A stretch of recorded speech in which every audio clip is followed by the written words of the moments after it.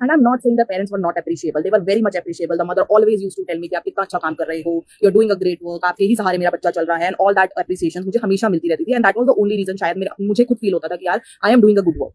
But एक साल बीत गया, पूरी 8th क्लास निकल गई, result on an average improvement अच्छी हो गई थी बच्चे में. Now it was the time of class 9th. And 9th class में सीबीएसई में एज यू नो 8th के मुकाबले काफी बड़ा स्टेप आता है टुवर्ड्स 9, जहां पे साइंस और मैथ्स कंपैरेटिवली थोड़ी टफर हो जाती है. We have to go for various books, हमें बहुत सारी बुक्स रेफर करनी पड़ती है, पढ़ाई की क्वालिटी चेंज हो जाती है, एंड ऑब्वियसली फी भी इंक्रीज होती है. मुझे ओवर टाइम करने में कभी कोई प्रॉब्लम नहीं थी. एज आई सेड कि मुझे तो लगता था मैं बहुत अच्छा काम कर रही हूँ. समवेयर स्टिल आई फेल्ट कि ठीक है यार, अब 9th क्लास का बच्चा है तो मुझे थोड़ी सी अपनी फी को रेज करना चाहिए. And I quoted for 1000 rupees per subject. मतलब जो पहले 1400 मुझे 2 सब्जेक्ट के दे रहे थे, now please give me 2000 rupees for the 2 subjects per month. And you know आपको ना पता होता है कि आप किस तरह के पेरेंट्स से डील कर रहे हो, तो मुझे कहीं ना कहीं आइडिया था that there will be a resistance कि मुझे इतनी फीस नहीं मिलेगी. पर मैंने फिर भी अपनी तरफ से उनको 1000 रुपीज का ही कोट करा, क्योंकि उस टाइम पर थोड़ी बहुत नॉलेज मुझे हो गई थी that the other teachers are charging much more. And as a result the mother was not in favour of raising the fee. मतलब वो तो कह रही थी कि क्या हो गया अगर बच्चा 8 से 9 में चला गया, आप 1400 चार्ज करते थे, आप 1400 ही करो, क्योंकि उतनी ही तो पढ़ाई करवानी है. मेरा बच्चा तो इतना वीक भी नहीं है, वो आपका इतना टाइम भी नहीं लेता है, and all that stuff. And obviously as an amateur again मैं उनसे उन चीजों पे डिबेट नहीं कर पा रही थी कि यार नहीं, मेरा टाइम एक्चुअली में आपके बच्चे पे ज्यादा लगता है, या 9th क्लास की पढ़ाई ज्यादा हो गई है तो उसके कंपैरेटिवली अब आपका बच्चा मुझसे ज्यादा वर्कलोड मांगेगा. बट कहीं ना कहीं आई वाज आल्सो रिजिड कि नहीं यार, फी के अंदर मैं कोई कंपनसेशन नहीं कर सकती, आई चार्ज 2000. एंड अगेन उनका वही कन्विंसिंग पॉइंट्स थे कि अरे नहीं 2000 तो बहुत ज्यादा हो गया है, इतना कैसे हो पाएगा, and all that stuff.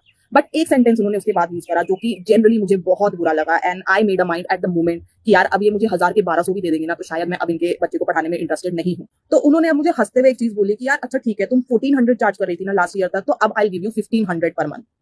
So according to her, all my hard work, all my knowledge, all my skills, all my workload, जो मैंने आपके बच्चे पे इतनी मेहनत करी है, आप इंप्रूवमेंट को अप्रिशिएट कर रहे हो, आप मुझे अप्रिशिएट कर रहे हो, but you are charging, you are thinking in fact कि नहीं यार इसकी वर्थ सिर्फ 100 रुपए महीना है.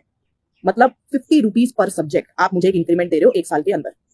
एंड जब उन्होंने ये हंसकर बोला ना यार, मुझे जनरली बहुत ज्यादा ही वो चीज डिसरिस्पेक्टफुल लगी कि यार कहीं ना कहीं आप पेरेंट्स ये बोलते हो कि यार स्कूल वाले तो पढ़ा ही नहीं रहे हैं, स्कूल वाले तो अटेंशन नहीं दे रहे हैं, स्कूल वाले इतनी फीस ले रहे हैं, आप ट्यूशन वाले हो, आप ट्यूटर्स हो जो हमारे बच्चे को संभाल रहे हैं, आपके हिसाब से आपकी वजह से बच्चा काम कर रहा है, आप ना हो तो बच्चे काम ना करे. एंड देन आपको लग रहा है कि हमारी कीमत सिर्फ 100 रुपए पर महीना बढ़ने की है. मतलब काम बढ़ जाए, सब कुछ बढ़ जाए, वर्कलोड बढ़ जाए, बच्चे के सिलेबस बढ़ जाए, पर टीचर एक प्लेट मोमोज में खुश हो जानी चाहिए कि महीने के 100 रुपए उसको एक्स्ट्रा मिल रहे हैं. And it was just a beginning. After so many similar of experiences gradually over the years, I made it very sure that I'll charge a fixed amount from everybody, जहां पर I'll not entertain bargaining, and मैं उस fees में भी ध्यान रखूंगी कि कितना टाइम किस बच्चे को देना है, कितना काम उस बच्चे से करवाना है, कितना खुद वर्कलोड लेना है. और ऐसे ही ना बहुत सारे पैशनेट टीचर्स बिजनेस पर्सन बन जाते हैं.